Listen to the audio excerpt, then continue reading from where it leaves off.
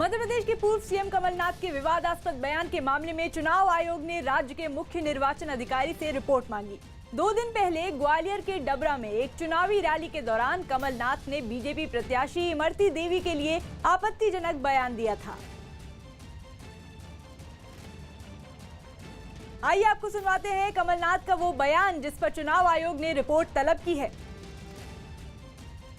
सुरेश राजे जी हमारे उम्मीदवार हैं, सरल स्वभाव के, सीधे साधे हैं। ये तो करेंगे, ये उसके जैसे नहीं है। क्या उसका नाम जो मैं क्या उसका नाम लूं? आप तो उसको मेरे से ज्यादा पहचानते हैं। आपको तो मुझे पहले ही सावधान कर देना चाहिए था।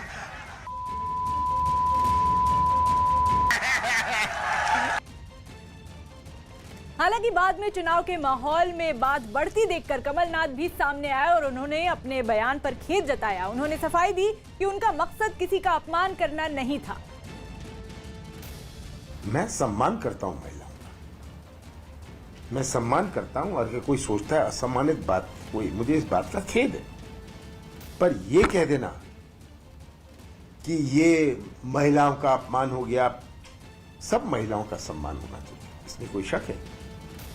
बोलते बोलते मैंने कहा, मुझे नाम नहीं याद था, स्वाभाविक है कि सबके नाम नहीं याद रहते। मैंने कहा कि जो बात कही कह दिया। मध्य प्रदेश के धार में एक रैली के दौरान राज्य के सीएम शिवराज सिंह चौहान ने कमलनाथ पर हमला बोला। उन्होंने कमलनाथ पर बेटियों बहनों के अपमान करने का आरोप लगाया। कमलनाथ जी, आपको क्या हो गया है? 74 साल की उम्र है आपकी। आपके साथ आपके मंत्रिमंडल में हमारी एक बहन जो आज मंत्री है, बहन इमरती देवी जी, कल डबरा गए और उनके बारे में जो शब्द बोले बहनों और भाइयों, मैं तो दोहरा नहीं सकता। आप सबने टीवी पर देखा होगा। उनकी इज्जत तार-तार की गई, उनके सम्मान से खिलवाड़ किया गया। और जब हमने विरोध किया तो इतनी निर्लज्जता कि मैं तो नाम भूल गया था। अरे तुम्हारे मंत्रिमंडल में जो सदस्य रही उसका ही नाम भूल जाओ तो तुम्हें मुख्यमंत्री क्या, नेता प्रतिपक्ष रहने का भी हक नहीं है। मध्य प्रदेश के रीवा में रोंगटे खड़े करने वाला एक वीडियो सामने आया जिसमें एक तेज रफ्तार ट्रक कई लोगों को रौंदता हुआ दिखाई दिया। यह हादसा एक टोल प्लाजा पर हुआ जहां कुछ टोल कर्मी बैठे हुए थे। तभी एक तेज रफ्तार ट्रक उनकी ओर आता हुआ दिखाई दिया। तस्वीरों में दिखा कि एक टोल कर्मी ने हाथ हिलाते हुए उस ट्रक को रोकने का इशारा भी किया, लेकिन जब उसकी रफ्तार फिर भी कम नहीं हुई तो वहाँ मौजूद टोल कर्मी उठकर भागने लगे। तब तक वो ट्रक उनके नजदीक पहुंच चुका था और टोल प्लाजा के बैरियर को तोड़ते हुए उसने कई लोगों को रौंद दिया। लोगों के साथ ही 2 मोटरसाइकिलों को भी वो घसीटता हुआ निकल गया। हालांकि इस टक्कर से उस ट्रक को भी नुकसान पहुंचा। यही वजह रही कि टोल प्लाजा को पार करते ही उसका एक पहिया निकल गया, जिसकी वजह से उसे रुकना पड़ा। बताया गया कि लोगों के डर से ट्रक का ड्राइवर फरार हो गया। इस हादसे में कई टोल कर्मी बुरी तरह घायल हो गए। न्यूज 18 को दिए इंटरव्यू में गृह मंत्री अमित शाह के उस बयान पर सियासत तेज हो गई जिसमें उन्होंने महाराष्ट्र के राज्यपाल की सीएम उद्धव ठाकरे को लिखी चिट्ठी का जिक्र किया। इस चिट्ठी में राज्यपाल भगत सिंह कोश्यारी ने मंदिरों के बंद होने का मुद्दा उठाते हुए सीएम उद्धव ठाकरे पर हमला किया था, जिस पर अमित शाह के बयान के बाद एनसीपी प्रमुख शरद पवार ने भी पलटवार करने में देर नहीं लगाई। जाहीरपणाने केंद्राच्या गृहमंत्र्यांनी टीका टिप्पणी करून सुद्धा मी त्या जागेवर बसणार असेल तर ठीक है। शिवसेना नेता संजय राउत ने भी अमित शाह के बयान का स्वागत किया और राज्यपाल की चिट्ठी पर हमला बोला। अगर हमारे गृह मंत्री जी को ये लगा है, ये महसूस हुआ है कि जिस शब्दों का चयन महाराष्ट्र के राज्यपाल महोदय ने मुख्यमंत्री को एक लेटर लिखकर किया था वो गलत है, तो हम गृह मंत्री जी से ये बयान से बहुत संतुष्ट है। इससे पहले अमित शाह ने न्यूज 18 से खास बातचीत में महाराष्ट्र के राज्यपाल की सीएम को लिखी चिट्ठी पर बयान दिया। महाराष्ट्र में जहां पे शिवसेना और भारतीय जनता पार्टी में बहुत ज़्यादा तनाव, बहुत ज़्यादा लड़ाई चल रही है पिछले कुछ महीनों से, वहाँ के गवर्नर भगत कोश्यारी जी ने कहा उद्धव ठाकरे जी से कि आप कब से सेक्युलर हो गए। अभी उनका कुछ दिनों पहले का बयान है। इस बयान को राज्यपाल से ये बयान आ रहा है, इससे आप पार्टी कैसे देखती है, इसको आप कैसे देखते हैं? देखिए, मैंने पत्र पढ़ा है और एक पासिंग रेफरेंस उन्होंने दिया है, मगर मुझे भी लगता है कि थोड़ा शब्दों का चयन टाला होता तो अच्छा होता। अमित शाह के बयान के बाद महाराष्ट्र में एक बार फिर राज्यपाल की चिट्ठी पर सियासी बखेड़ा खड़ा हो गया। बहराइच में एक पुलिस वाले पर रिश्वत लेने का आरोप लगा। यूपी के बहराइच में एक पुलिस वाले पर एक कारोबारी से रिश्वत लेने का आरोप लगा, जिसके बाद इलाके के एसपी ने उसे निलंबित कर दिया। साथ ही आरोपी पुलिस वाले के खिलाफ एफआईआर भी दर्ज कर ली गई। जबरन 2500 रुपए वसूलने का वीडियो वायरल हुआ है। मुकदमा पंजीकृत करके साक्ष्य संकलन की कार्रवाई की जा रही है। बिहार के मोतिहारी में एक बैंक में अचानक आग लग गई। ये आग शॉर्ट सर्किट से लगी, जिसकी वजह से कुछ देर के लिए वहां अफरा तफरी मच गई। आग लगने की जानकारी मिलते ही दमकल कर्मियों के साथ पुलिस भी वहां पहुंची और काफी कोशिश के बाद आग को बुझा दिया। राजस्थान के जयपुर में चेकिंग के दौरान पुलिस ने एक कार से काफी हथियारों के साथ 3 लोगों को गिरफ्तार कर लिया। आरोप है कि ये तीनों आरोपी किसी बड़ी घटना को अंजाम देने के लिए जयपुर आए थे। फिलहाल पुलिस इन आरोपियों से पूछताछ में जुटी है। छत्तीसगढ़ के बिलासपुर में पुलिस ने ठगी के आरोप में 5 लोगों को गिरफ्तार कर लिया। दावा है कि पकड़े गए ये आरोपी पाकिस्तान के लोगों के साथ मिलकर ठगी करते थे। पुलिस ने इन आरोपियों के पास से मोबाइल, लैपटॉप और नकद रुपए भी जब्त कर लिए। ये हो सकता है कुछ और लोग इसमें फिर आगे भी पकड़े जाएं और कुछ और लोगों का पैसा भी वापस हो पाए। हिमाचल प्रदेश के पालमपुर में कंगना रनौत ने पूर्व सीएम शांता कुमार से मुलाकात की और उन्हें अगले महीने होने वाली अपने भाई की शादी में आने का न्योता दिया। शांता कुमार से मुलाकात के बाद कंगना कांगड़ा पहुंची और वहां कांग्रेस नेता जीएस बाली से भी मिली। हम लोग जो मेरे भाई हैं उनकी शादी का न्योता देने आए हैं। It is a personal visit. ऐसा मत सोचिएगा कि ये मुझे पॉलिटिक्स में ला रहे हैं। बिहार विधानसभा चुनाव पर बड़ी खबर आ रही है। बिहार के पूर्व डिप्टी सीएम और आरजेडी नेता तेजस्वी यादव ने एनडीए गठबंधन से अलग होकर चुनाव लड़ रहे एलजेपी अध्यक्ष चिराग पासवान का समर्थन किया है। गया में एक चुनावी रैली के दौरान तेजस्वी यादव ने कहा कि चिराग पासवान के साथ नाइंसाफी हुई है। उन्होंने बिहार के सीएम नीतीश कुमार पर चिराग पासवान के साथ गलत व्यवहार करने का आरोप लगाया।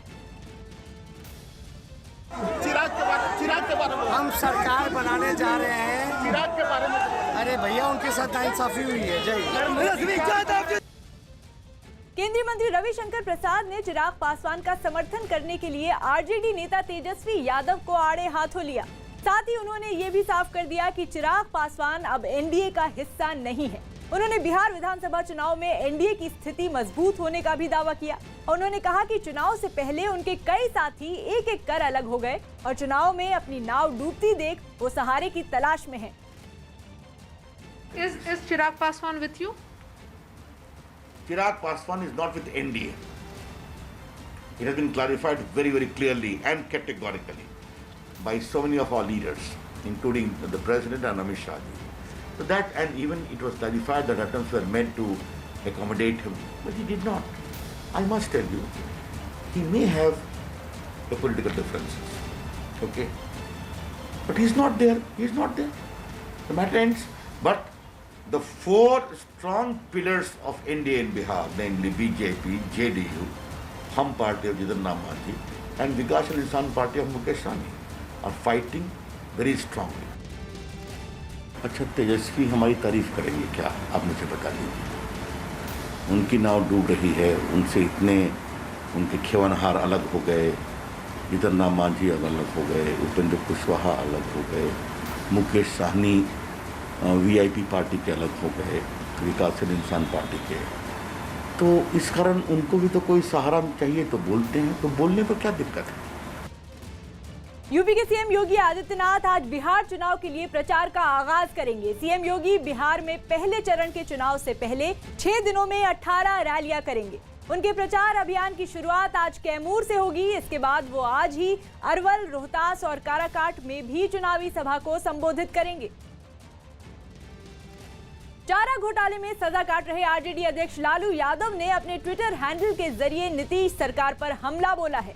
उनके ट्विटर हैंडल से किए गए एक ट्वीट में नीतीश सरकार की नीतियों को लोगों के राज्य से पलायन की वजह बताया और रोजगार की बात करने वाली पार्टी को जिताने की अपील की गई। लालू यादव के ट्विटर हैंडल से किए गए ट्वीट में नीतीश सरकार पर हमला करते हुए लिखा गया कि हर दूसरे घर से बिहार वासियों को पलायन के लिए मजबूर करने वालों को खदेड़िए और बिहार में ही रोजी रोटी की बात करने वाली सरकार को चुनिए। यूरोप के देश चेक रिपब्लिक में पाबंदियों के विरोध में प्रदर्शन के दौरान जमकर हिंसा हुई। वहां कोरोना की वजह से कई नई पाबंदियां लागू कर दी गईं, जिनके विरोध में सैकड़ों की भीड़ राजधानी प्राग की सड़कों पर उतर आई और प्रदर्शन के दौरान उनकी पुलिस से झड़प शुरू हो गई। कुछ ही देर में हालात इतने बेकाबू हो गए कि लोगों ने पुलिस वालों पर पथराव शुरू कर दिया, जिसके जवाब में पुलिस ने प्रदर्शनकारियों पर आंसू गैस के गोले छोड़े और हवाई फायरिंग भी की। इस दौरान कई लोग जलते हुए पटाखे भी फेंकते दिखे। इन प्रदर्शनकारियों में बड़े पैमाने पर फुटबॉल और आइस हॉकी के फैन भी शामिल थे, जो कोरोना की वजह से सभी तरह की खेल प्रतियोगिताओं पर रोक लगाने के फैसले का विरोध कर रहे थे। ये लोग फैसले के विरोध में राजधानी प्राग में एक रैली निकाल रहे थे, लेकिन पुलिस ने नियमों का हवाला देते हुए उसे खत्म करा दिया, जिस पर उनका गुस्सा और भड़क गया और पुलिस वालों से ही वो उलझ गए। हंगामे को शांत कराने के लिए पुलिस ने प्रदर्शनकारियों पर डंडे भी बरसाए, लेकिन उन पर पुलिस की किसी भी सख्ती का असर ही नहीं हुआ। कुछ लोग तो हाथों में बंदूक लिए पुलिस वालों के सामने खड़े होकर उन्हें खुली चुनौती देने से भी पीछे नहीं हटे। इस हंगामे में कई लोग घायल भी हो गए, जबकि कई प्रदर्शनकारियों को पुलिस ने गिरफ्तार कर लिया।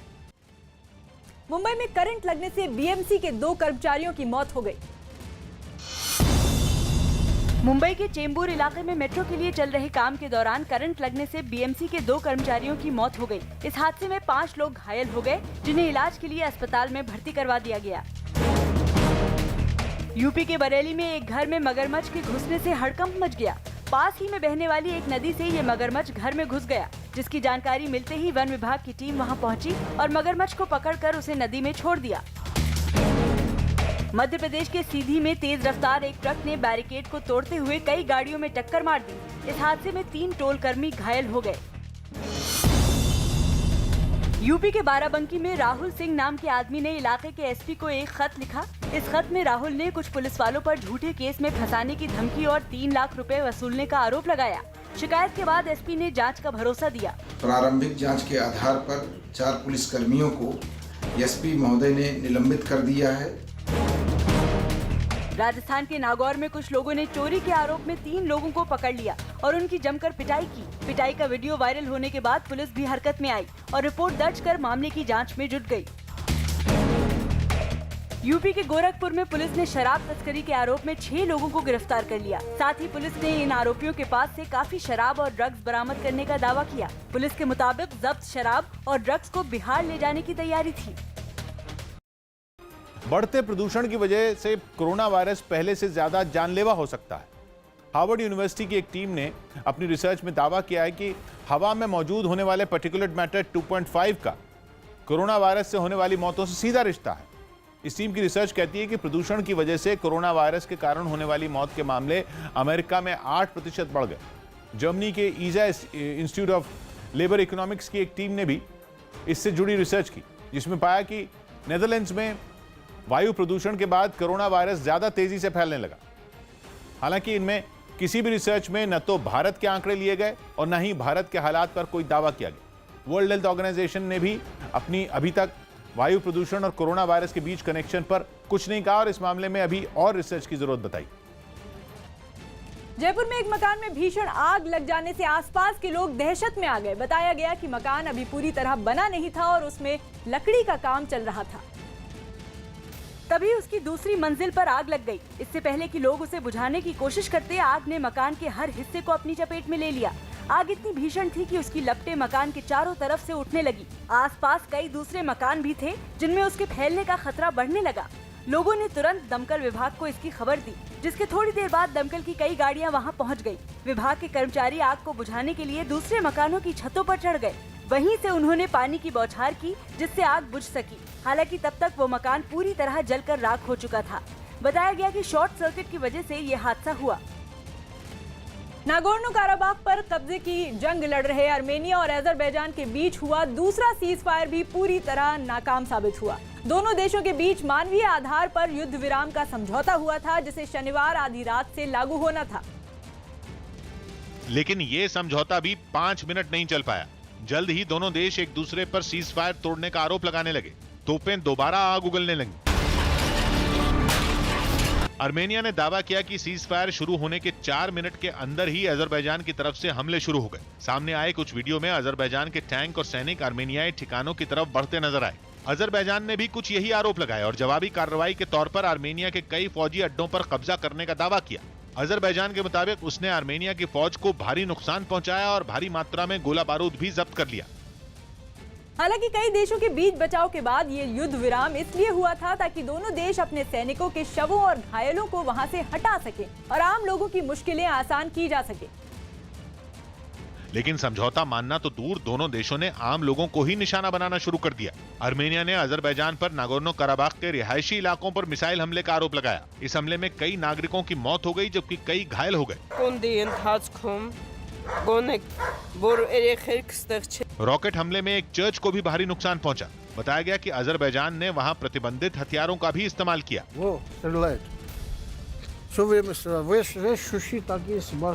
इसी तरह अजरबैजान के दूसरे सबसे बड़े शहर गांजा में हुए एक जबरदस्त हमले में कई मकान पूरी तरह तबाह हो गए। अजरबैजान के मुताबिक इस हमले में उसके 13 नागरिकों की जान चली गई जबकि 50 के करीब लोग घायल हो गए।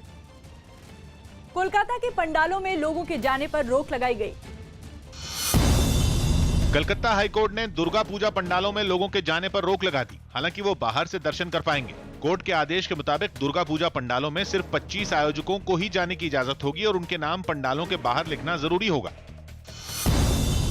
राहुल गांधी केरल में अपने लोकसभा क्षेत्र वायनाड पहुंचे, जहां उन्होंने कोरोना संकट का जायजा लिया। इस दौरान वो कोरोना से निपटने के उपायों पर कई बैठकों में हिस्सा लेंगे, लेकिन उनके इस दौरे में कोई सार्वजनिक कार्यक्रम नहीं होगा। यूपी के सीएम योगी आदित्यनाथ ने वीडियो कॉन्फ्रेंसिंग के जरिए राज्य में 377 पंचायत भवनों और 18,847 सामुदायिक शौचालयों का शिलान्यास किया। इस काम को पूरा करने में 7,000 करोड़ रुपए से ज्यादा की लागत आएगी। इसके अलावा सीएम ने सभी पंचायत भवनों को इंटरनेट से जोड़ने का भी ऐलान किया। अगले 1.5 वर्ष के अंदर ही हम लोगों ने 5 वर्ष के कार्य को पूरा करते हुए प्रदेश को पूरी तरह खुले में शौच से मुक्त करने में सफलता प्राप्त की। दिल्ली में आम आदमी पार्टी के विधायक राघव चड्ढा ने रेड लाइट ऑन गाड़ी ऑफ अभियान में हिस्सा लिया और लोगों को जागरूक किया। राजधानी में बढ़ते प्रदूषण के खतरे को देखते हुए उन्होंने लोगों से रेड लाइट पर गाड़ी बंद करने की अपील की ताकि प्रदूषण से निपटने में मदद मिल सके। इसके तहत दिल्ली के जितने भी सिग्नल्स हैं उस पर आम आदमी पार्टी के वॉलेंटियर्स एक संदेश लेकर खड़े हैं। संदेश क्या है वो आपको बताते, देखिए, रेड लाइट ऑन गाड़ी ऑफ। दिल्ली के आदर्श नगर में एक सब इंस्पेक्टर का मारपीट का एक वीडियो सोशल मीडिया पर वायरल हो गया। इस वीडियो में सब इंस्पेक्टर जितेंद्र एक राहगीर के साथ मारपीट करते दिखाई दिए। दावा किया गया कि मारपीट के दौरान जितेंद्र नशे में भी धुत थे। वीडियो वायरल होने के बाद इलाके के डीसीपी विजयंता आर्य ने सब इंस्पेक्टर को निलंबित कर दिया। साथ ही उसके खिलाफ विभागीय जांच के भी आदेश दिए। इतनी बुरी तरीके से मारा उस गरीब आदमी को, क्यों मारा आपने? क्यों मारा? हाँ, बहुत बुरी तरीके से मारा। हैदराबाद के कई इलाकों में पानी घटने के बाद भी लोगों के लिए मुसीबत कम होने का नाम नहीं ले रही है। वहां लगातार हुई बारिश की वजह से बने बाढ़ के हालात में लोगों का काफी नुकसान हुआ, जिससे उनका उबर पाना उन्हें मुश्किल दिख रहा है। बारिश थमने के बाद कुछ इलाकों में भरा पानी घटा तो, लेकिन वहां रहने वाले लोगों का सब कुछ तबाह कर गया। कहीं मोटरसाइकिल, कहीं कार तो कहीं ऑटो पानी और मिट्टी के बीच फंसे दिखे। बाढ़ में कुछ लोगों की दुकानों में रखा सारा सामान पानी से खराब हो गया तो किसी के मकान में पानी घुसने से उसमें रहने वाले लोगों की जिंदगी पूरी तरह पलट गई। हमारा खाना पहनने कपड़ा नहीं है, आगे एक जोड़े थे, हम पूरा बर्बाद हो गए। एक इलाके में सड़कों पर पानी भरा दिखा, जहां से निकलने के लिए लोग जद्दोजहद करते दिखे। कहीं मिट्टी से रास्ता ब्लॉक नजर आया। हालांकि वहां कुछ मजदूरों और एक मशीन की मदद से हालात को सुधारने का काम शुरू कर दिया गया। कोरोना संकट के बावजूद गुरु पर्व पर भारतीय श्रद्धालुओं को करतारपुर साहिब जाने का मौका दिया जाएगा। न्यूज़ 18 की रिपोर्ट है कि इस साल कई बंदिशों के साथ भारत के सिख श्रद्धालुओं को करतारपुर साहिब आने का न्योता दिया जाएगा। करतारपुर जाने के लिए श्रद्धालुओं को कोरोना वायरस के टेस्ट की नेगेटिव रिपोर्ट दिखानी होगी। इसके अलावा श्रद्धालुओं को केवल 5 दिन का ही वीजा दिया जाएगा। ये वीजा 27 नवंबर से 1 दिसंबर तक के लिए होगा और इस दौरान भारतीय श्रद्धालुओं को पाकिस्तान के किसी और शहर में जाने की इजाजत नहीं होगी। यहाँ तक कि आसपास के किसी और शहर के गुरुद्वारों में जाने की छूट या बाजारों में शॉपिंग की छूट भी नहीं होगी। श्रद्धालु केवल धार्मिक कार्यक्रमों और नगर कीर्तन में ही शामिल हो पाएंगे। 30 नवंबर को सिखों के पहले गुरु नानक देव का 551वां जन्म दिवस है, जिसे गुरु पर्व के रूप में मनाया जाता है।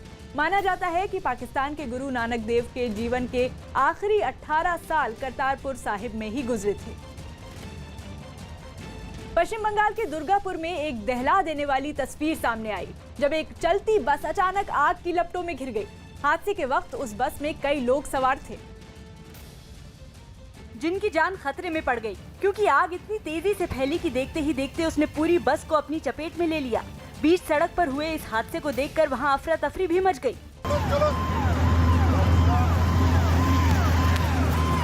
बताया गया कि आग लगते ही उस बस में सवार सभी लोग किसी तरह नीचे उतर आए, जिसके बाद आग को बुझाने के लिए दमकल विभाग की टीम वहां पहुंच गई।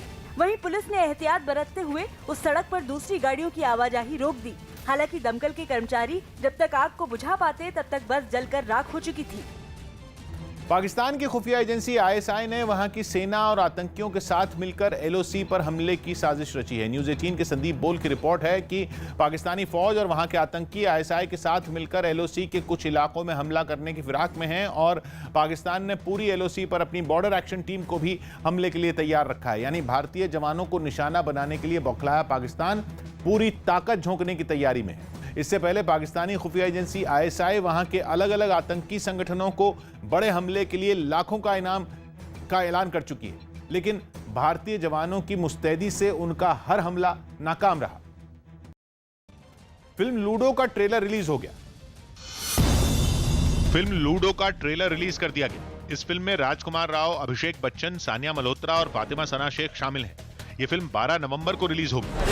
बाबूजी किसकी हवा कभी गरम कभी नरम नरम कभी गरम गरम कभी नरम गरम ओ बेटा जी। करीब 7 महीने बाद मुंबई में मेट्रो फिर शुरू हो गई। हालांकि सफर के दौरान सभी के लिए कोरोना सुरक्षा से जुड़े निर्देशों का पालन करना जरूरी होगा और ऐसा न करने पर उन पर जुर्माना भी लगाया जाएगा। अभी 50% लोगों को ही मेट्रो में यात्रा की इजाजत दी गई है। मुंबई की लाइफलाइन कही जाने वाली लोकल ट्रेन सेवा पहले ही बहाल की जा चुकी है और वहां पर मेट्रो दोबारा चलने से भी यात्रियों को बड़ी राहत मिली। सोशल डिस्टेंसिंग का पालन इसमें होगा और साथ ही साथ ट्रैफिक के कारण जो समय जा रहा था उस समय की बचत होगी।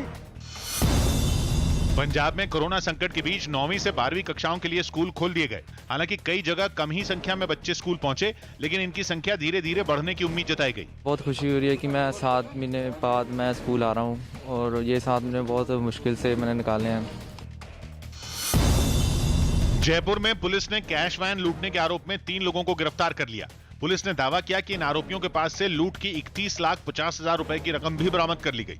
इसके अलावा उनके पास से 2 हथियार और लूटपाट के लिए इस्तेमाल की गई कार भी जब्त हुई। पुलिस के मुताबिक इस वारदात को एक रेस्टोरेंट का कर्ज चुकाने के लिए अंजाम दिया गया। केस बरामद करते हुए वारदात में शामिल व्यक्तियों में से 2 लोगों को गिरफ्तार किया है। उनके एक साथी को जो इस षड्यंत्र में शामिल रहा है उसको गिरफ्तार किया है। जम्मू कश्मीर के अनंतनाग में आतंकियों ने एक पुलिस अधिकारी की गोली मारकर हत्या कर दी। आतंकियों ने जम्मू कश्मीर पुलिस के इंस्पेक्टर मोहम्मद अशरफ पर उस समय हमला किया जब वो नमाज पढ़ने के बाद अपने घर लौट रहे थे। घर के बाहर हुई ताबड़तोड़ फायरिंग की आवाज सुनकर आसपास के लोग मौके पर पहुंचे और उन्हें तुरंत अस्पताल ले जाया गया, लेकिन तब तक उनकी मौत हो गई। घटना की सूचना मिलते ही वहां पर पहुंचे सुरक्षा बल के जवानों ने इलाके को घेर लिया और हमलावरों की तलाश तेज कर दी।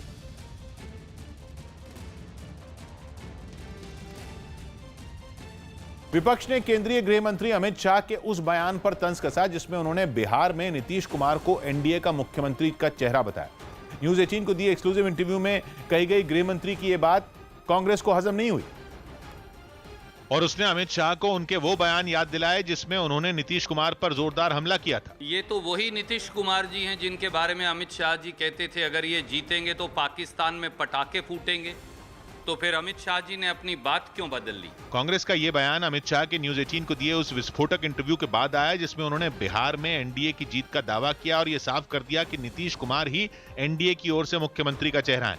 तो 2015 और आज इसको आप कैसे देखते हैं? उस वक्त आप नीतीश जी के खिलाफ थे, आज आप नीतीश के साथ हैं, तो इस चुनाव में आपका आंकलन क्या है और आपका प्रेडिक्शन बहुत वो माना जाता है, क्या नंबर लगाएंगे आप कि कितनी सीट जीतेगी? देखिए, हमने जब से नीतीश कुमार जी के साथ हमारी सरकार बनी तब से भारतीय जनता पार्टी ने फैसला किया था कि बिहार का जो 2020 का चुनाव है वो हम नीतीश कुमार जी के नेतृत्व में लड़ेंगे। तो जो कुछ भी भ्रांतियां फैलाने का प्रयास कर रहा है, मैं आज इस पर बड़ा फुल स्टॉप लगाना चाहता हूं। नीतीश कुमार ही बिहार के अगले मुख्यमंत्री हों। अगर भारतीय जनता पार्टी की सीट ज़्यादा आएंगी तब भी? देखिए, अगर मगर का सवाल ही नहीं है। एनडीए को 2/3 बहुमत मिलने जा रहा है और नीतीश कुमार जी मुख्यमंत्री बनेंगे। अमित शाह ने अपने इस बयान से एनडीए में सीएम पद पर अनबन की सभी अटकलों पर फुल स्टॉप लगाने की कोशिश की, जिसके बाद नीतीश कुमार भी खुश दिखे और उन्होंने उनकी बात का समर्थन किया। सर, अमित शाह ने कहा एनडीए में अब कोई कंफ्यूजन नहीं। अमित शाह ने 1 साल पहले न्यूज 18 से खास बातचीत में ही यह ऐलान कर दिया था कि बिहार चुनाव नीतीश के नेतृत्व में लड़ा जाएगा और एक बार फिर उन्होंने यही बात कही। लद्दाख में एलएसी के पास एक चीनी सैनिक को भारत के जवानों ने हिरासत में ले लिया। न्यूज 18 के संदीप बोल की रिपोर्ट है कि चीन के उस सैनिक को लद्दाख के डेमचौक सेक्टर से हिरासत में लिया गया और बताया गया कि वो भटक कर भारतीय इलाके में पहुंच गया था और उसकी हालत काफी खराब थी। उस चीनी सैनिक को भारतीय फौज ने ऑक्सीजन, खाना, गर्म पानी और दवाएं दी। इस बीच चीनी सेना की तरफ से भी अपने लापता सैनिक की जानकारी मांगी गई। खबर है कि हिरासत में लिए गए चीनी सैनिक के मामले में दोनों देशों के बीच तय किए गए प्रोटोकॉल का पालन किया जाएगा और प्रक्रिया पूरी होने के बाद चुशुल में उसे चीनी सेना के अधिकारियों को सौंप दिया जाएगा। पश्चिमी अफ्रीकी देश नाइजीरिया में पुलिस के खिलाफ प्रदर्शन कर रहे लोगों पर कार्रवाई की गई। लोगों का प्रदर्शन उस वक्त से जारी है जब से पुलिस हिरासत में एक आदमी की पिटाई का वीडियो सोशल मीडिया पर वायरल हुआ है। और उसी घटना के विरोध में राजधानी अबुजा में एक बार फिर सैकड़ों लोग सड़कों पर उतर आए, जिन्हें खदेड़ने के लिए पुलिस ने उन पर आंसू गैस के गोले दाग दिए।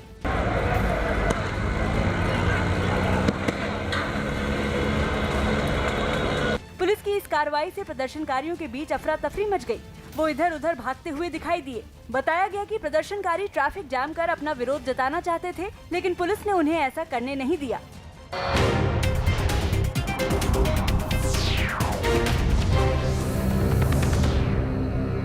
पहलू से निकली